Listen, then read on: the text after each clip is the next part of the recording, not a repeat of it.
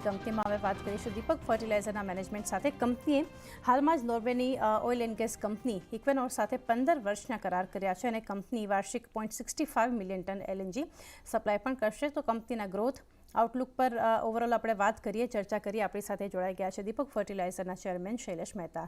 Shailesh sir, good afternoon, સ્વાગત છે આપનું શો પર. અને સૌથી પહેલાં સર સમજીએ આ કરારને થોડું. ઇક્વેનોર કંપની વિશે આપણે સમજીએ, જે નોર્વેની કંપની છે, કેમાં કાર્યરત છે, ડીલ જે કંપનીએ કરી છે અહીંયાથી 15 વર્ષ માટેના. આગળ એટલે આમ તો 2026થી શરૂ થશે, પરંતુ વેલ્યુ ચેઇન કેવી રહેશે અને કેટલું મહત્વ કંપની માટે છે આનું? ઇક્વેનોર નોર્વેજિયન જાયન્ટ છે અને પાછલા 50 વર્ષથી ઓઇલ એન્ડ ગેસ સેક્ટરમાં રહી છે અને 30 કન્ટ્રીમાં ઓપરેટ કરે છે અને માર્કેટ કેપ 75 બિલિયન છે, એટલે સોલિડ કંપની છે. અને એમની સાથે આપણે બહુ સારું એક એટ્રેક્ટિવ ફોર્મ્યુલા બેઝડ પ્રાઇસનું ઇક્વેશન કર્યું છે એલએનજી માટે આવતા 15 વર્ષ માટે, સ્ટાર્ટિંગ ફ્રોમ 2026. એમાં આપણે થોડોક એડિશનલ ગેસ લીધો છે, જેથી કરીને જતે દિવસે આપણું કેપ્ટિવ કન્ઝમ્પશન જો વધે તો એ મળી રહે, અને જો ટ્રેડિંગ કરવું હોય તો આપણે એક સારી શરૂઆત કરી શકીએ. કેમ કે હમણાં જે બધા ગેસ કોન્ટ્રાક્ટ થયા છે એમાં અમારી હિસાબે તો this is the most attractive.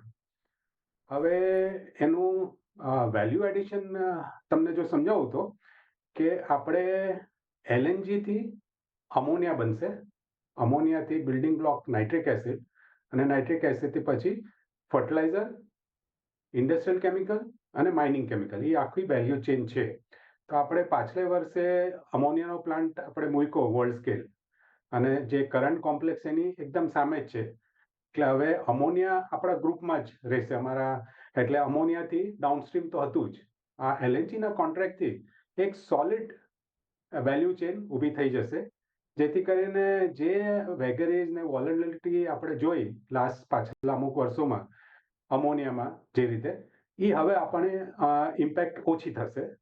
એટલે it will be a very solid base જે ઊભો થઈ ગયો છે. જી, ડેફિનેટલી.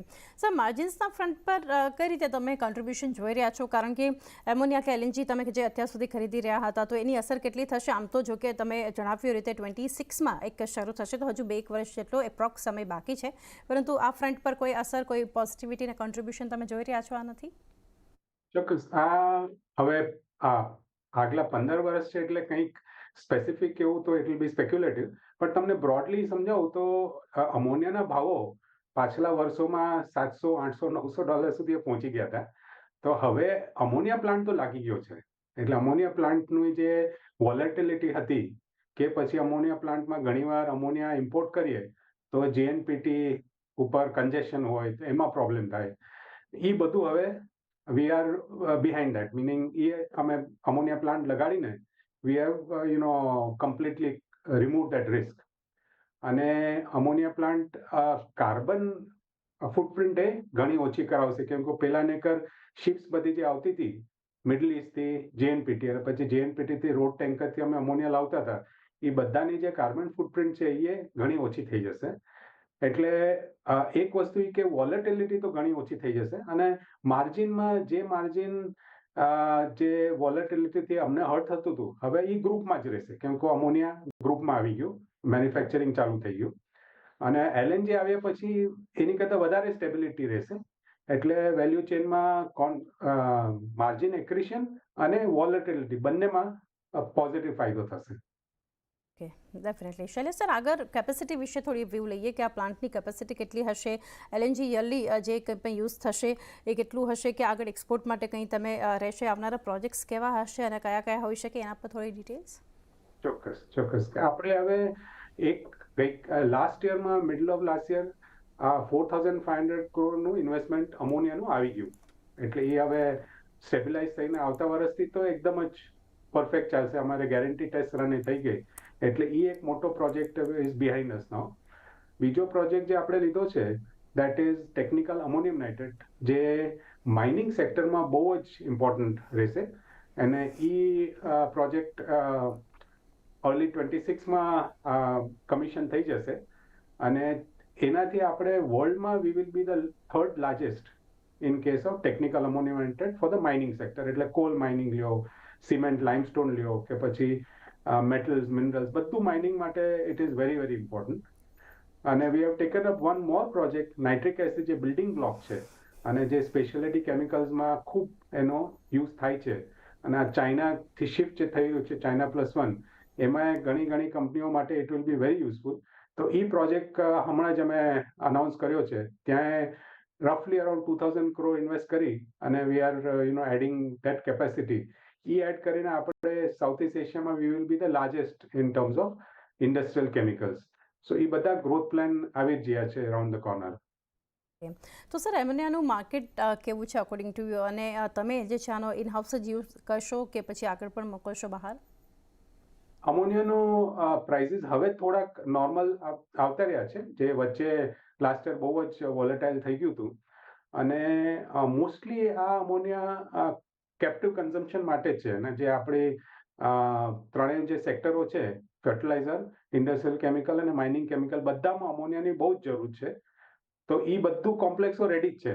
એટલે અમોનિયાનું લાર્જર યુઝ કેપ્ટિવ યુઝ માટે થશે, પણ અમોનિયાની માર્કેટ મર્ચન્ટ માર્કેટ બહુ સારી છે. ઘણા કેમિકલ્સો બની શકે છે, ઘણી યુઝ થઈ શકે છે. એટલે અમુક ટકા આપણે ડોમેસ્ટિક બીજા કસ્ટમર્સને આપી શકીએ એમ છે.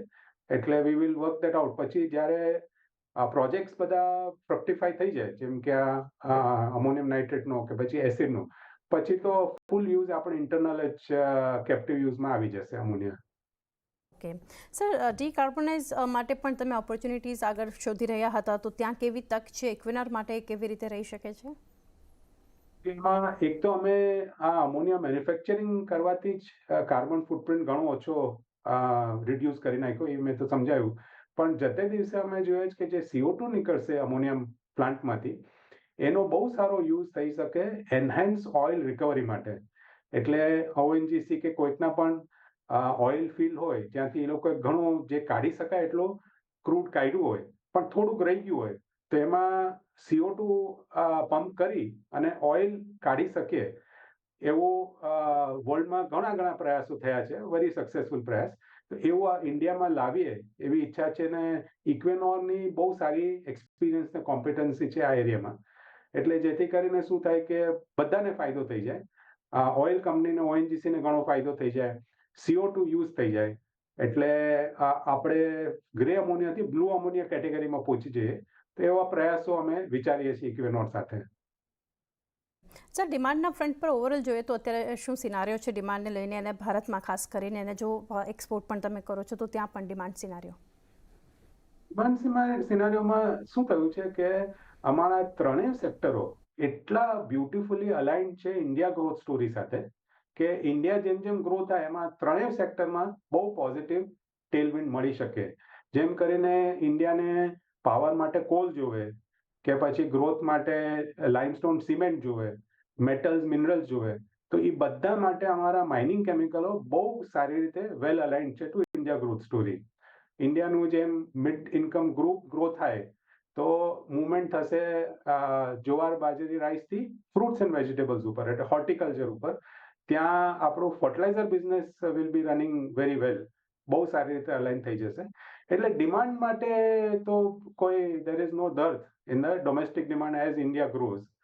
અને એક્સપોર્ટ માટે અમે વિચારી રહ્યા છીએ કે બહુ સારી ડિમાન્ડ છે માઇનિંગ કેમિકલ માટે. તો એનો અમે જોઈ રહ્યા છીએ, વિચારી રહ્યા છીએ કઈ રીતે એક્સપોર્ટ વધારે. પણ ડોમેસ્ટિક ડિમાન્ડ એટલી સારી છે કે વી આર વેરી હેપી કે we are selling with the India growth story.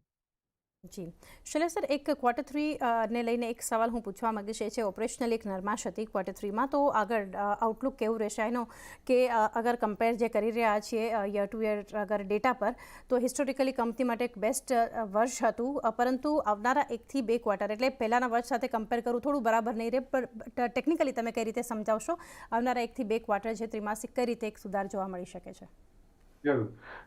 જે આપની વાત છે બરોબર છે કે આપણે જ્યારે લાસ્ટ યર સાથે કમ્પેર કરીએ છીએ તો લાસ્ટ યર અમારું હિસ્ટોરિક બેસ્ટ હતું. અને 5 વર્ષનું એવરેજ લઈએ તો પછી જે આ વર્ષની પ્રગતિ છે ઇટ ઇઝ રીઝનેબલ. હવે થયું છે શું કે એમાં ઘણું ફર્ટિલાઇઝર ગ્રેડ અમોનિયમ નાઇટ્રેટ રશિયાથી ઇન્ડિયામાં ડમ્પ થઈ રહ્યું છે. રશિયાને બીજા ઘણા કન્ટ્રીઓમાં સેન્ક્શન લાગી ગયો છે એના પ્રોડક્ટ ઉપર. એટલે ઇન્ડિયા એક સારો ડમ્પિંગ ગ્રાઉન્ડ થઈ જાય છે એમની માટે. એટલે અમે ગવર્મેન્ટને કીધું છે કે આ દીપક અને બાકીની ઇન્ડસ્ટ્રીઓ ભેગા થઈને રફલી અરાઉન્ડ 5,000-6,000 crore ઇન્વેસ્ટ કર્યા છે કે વધારે 10 ટેકનિકલ અમોનિયમ નાઇટ્રેટ મળી શકે, એટલે જેથી કરીને કોલનું પ્રોડક્શન વધી શકે એ બધું.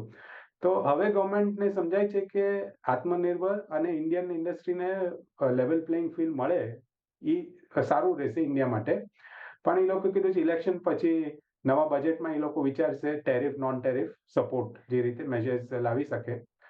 બાકી ફર્ટિલાઇઝરમાં અમે જોયું છે કે હવે જે પેલા ન્યુટ્રિયન્ટ બેઝ સબસિડી સ્કીમ હતી જેમાં ફિક્સ સબસિડી અને ફ્રી એમઆરપી હતું, તો ફ્રી એમઆરપી પાછલા 2-3 વર્ષમાં એ લોકોએ કંટ્રોલમાં લાવેલી. હવે આ લાસ્ટ મહિનામાં એ લોકોએ એક નવું ગાઈડલાઈન કાઢ્યું છે રિઝનેબિલિટી ઓફ માર્જિન. તો જેથી કરીને સારું એક હેડરૂમ આપ્યું છે કે જ્યાં નવા ફર્ટિલાઇઝરો ઇનોવેટિવ ફર્ટિલાઇઝરો તમે લાવો તો તમારે એક માર્જિન સારું રહી શકે, રિઝનેબિલિટી માટે એ ડેફિનેશનમાં આવી શકે. તો that will also have a positive traction. અને ગ્લોબલી જોઈએ તો જે ઇન્ટરેસ્ટ રેટ વધતા હતા યુએસમાં અને ઇન્ડિયામાં એ બધે, હવે અને એનાથી શું થયેલું કે થોડુંક એક ડેમ્પનિંગ આવેલું. હવે જોઈએ છે કે યુએસમાં અને ઇન્ડિયામાં હવે પ્લેટો થઈ ગયું ને હવે એ લોકો ધીરે ધીરે વિચારે છે કે ઇન્ટરેસ્ટ રેટ પાછું થોડુંક ઘટાડે કઈ રીતે. એનાથી પોઝિટિવ કરંટ ચોક્કસ આવશે.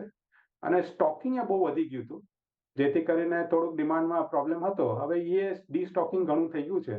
તો આવતા મારા હિસાબે 2-3 ક્વાર્ટરમાં definitely there will be positive traction.